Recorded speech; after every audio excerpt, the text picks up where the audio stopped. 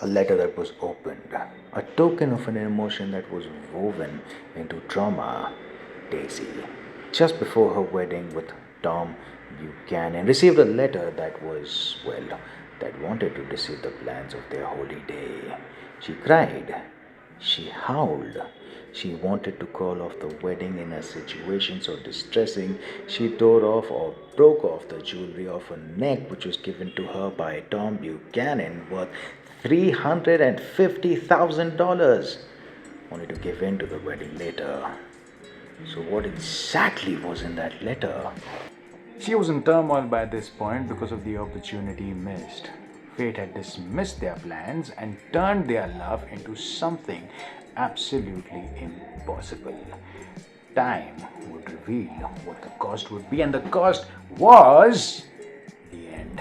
Although it's never revealed what Gatsby tried to seal with that message, what he tried to convey to Daisy, it is theorized that this was the start of his ambitious plan to attain status, power, respect so he can tower over the rest and get Daisy and be in a relation with Daisy.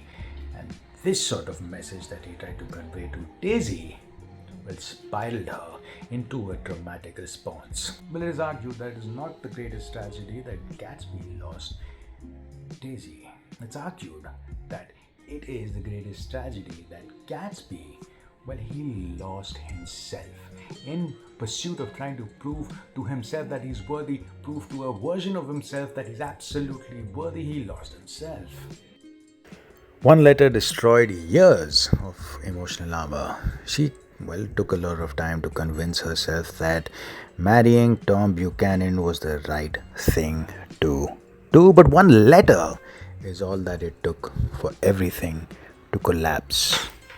This shows that a large number of people suppress their emotions and move on in life, but one tiny trigger, one tiny trigger is all it takes to open up that pressure cooker. And, the result is what we see what happened to Daisy. This particular scene and the gist of this movie shows that some messages arrive years too late. Unsent texts, letters, apologies, confessions all require timing, and sometimes we don't get that timing, and the timing comes off wrong due to external factors or just plain our ego. Sometimes love doesn't fail because it wasn't real, it fails because it arrived after life had already made the decision.